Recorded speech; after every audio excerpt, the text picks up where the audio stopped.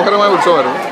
കമ്മിറ്റിക്കാർക്ക് പ്രത്യേക ഒരു കഴിഞ്ഞൊരു ഏകദേശം 10-20 വർഷം കൊണ്ട് ഞങ്ങൾ 10-15 വർഷം കൊണ്ട് നടന്ന ആദ്യം തുടങ്ങുന്നതിലേക്ക് ഓരോ ദിവസവും പൂർവാധികം ഭംഗിയായി വന്നുകൊണ്ടിരിക്കുകയാണ്.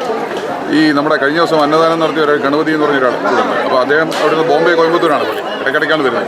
അപ്പോൾ പുള്ളി വന്നിട്ട് പറഞ്ഞാണ് കഴിഞ്ഞൊരു 10 വർഷം കൊണ്ട് ഞങ്ങൾ മിക്കവാറും സ്ഥിരമായിട്ട് വരുന്നതാണ്. ഓരോ വർഷം കഴിയുന്നതോറും പുരോഗമിച്ചുകൊണ്ടിരിക്കുകയാണ്. തീർച്ചയായിട്ടും എല്ലാം കൂടെ ചേർന്ന് വളരെ മനോഹരമായി നടത്തി.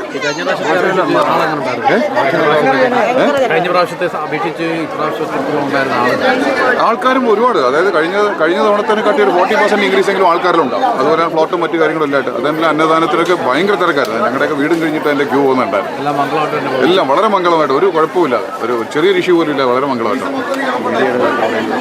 അത് കണക്ക് മീഡിയയുടെ കവറേജ് അത് തീർച്ചയായിട്ടും പ്രത്യേകിച്ച് പറയേണ്ടതാണ്. എല്ലാ കാര്യങ്ങളും ഒരു ചെറിയൊരു കാര്യമാണെങ്കിൽ രാവിലെ പോലെ നിങ്ങൾ ഇതിൻ്റെ പുറകെ നിൽക്കണം. തീർച്ചയായിട്ടും നിങ്ങൾക്കാണ് ഏറ്റവും കൂടുതൽ നന്ദിയുള്ളത്. കാരണം എല്ലാവരിലേക്ക് എത്തിക്കാൻ നിങ്ങൾ വളരെ ഇമ്പോർട്ടൻ്റ് ആയിട്ടുള്ളൊരു പങ്ക് വഹിച്ചു. ഞങ്ങളുടെ അവസാന ചടങ്ങാണ് നമ്മുടെ ഭൂതത്താൻ വിളക്കെന്ന് പറയുന്നത്. അപ്പോൾ ആ ചടങ്ങ് ഇന്ന് പൂർത്തീകരിച്ചിരിക്കുകയാണ്. ഏകദേശം 1000-ഓളം പേരുണ്ട് ഇന്നത്തെ ചടങ്ങിന്. വിനോദ് സാർ പറഞ്ഞ പോലെ ഓരോ വർഷം കഴിയുന്തോറും ഭക്തജനങ്ങളുടെ ബാഹുല്യം ഉണ്ടായിക്കൊണ്ടിരിക്കുകയാണ്. നിങ്ങളുടെ വളരെയധികം സഹായം മീഡിയ പ്രവർത്തകരുടെ ഉണ്ടായിരുന്നു. അതിന് വളരെയധികം നന്ദിയുണ്ട്. പ്രദമായ ഒരു ചടങ്ങാണ് ഭൂതത്താൻ വിളക്ക്. അതിൻ്റെ കരിക്കഭിഷേകമാണ് ഇപ്പോൾ നടന്നുകൊണ്ടിരിക്കുന്നത്. എല്ലാ അർത്ഥത്തിലും ഇത്തവണത്തെ അഞ്ചൽ തിരുനാൾ മഹോത്സവം വളരെ മനോഹരമായി, വളരെ ഭംഗിയായി പൂർത്തീകരിക്കുവാൻ നമുക്ക് സാധിച്ചിരിക്കുന്നു. ഇനി ഇതിനുശേഷം ആകാശ ദീപക്കാഴ്ചയുണ്ട്. അതോടുകൂടി ഈ ക്ഷേത്രത്തിലെ മുഴുവൻ പ്രകാശങ്ങളും എല്ലാം ഓഫ് ചെയ്ത് എല്ലാം പൂർണ്ണമായും അണച്ച് ഇനി ഉറക്കത്തിലേക്ക് പോവുകയാണ്. ഈ ക്ഷേത്രത്തിൻ്റെ പരിപാലകനും സംരക്ഷകനുമായ ശ്രീ ഭൂതനാഥൻ്റെ മുന്നിൽ നടന്ന ഈ ഭൂതത്താൻ വിളക്കിന് ശേഷം ഇന്നത്തോടുകൂടി 2025 അഞ്ചൽ തിരുനാൾ മഹോത്സവം പൂർണ്ണമായി അവസാനിച്ചിരിക്കുകയാണ്.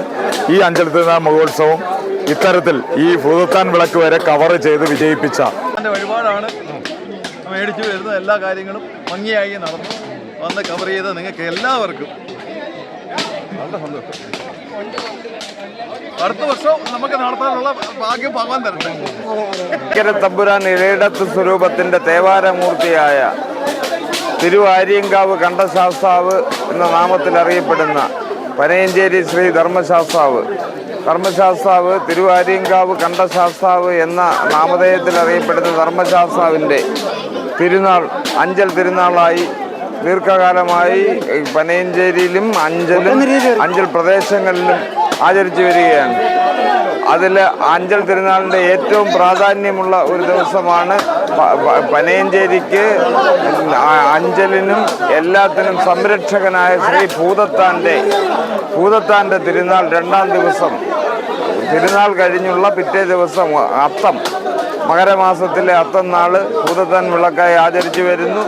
അത് വളരെ ഗംഭീരമായി ഇപ്രാവശ്യം നടത്താൻ സാധിച്ചു.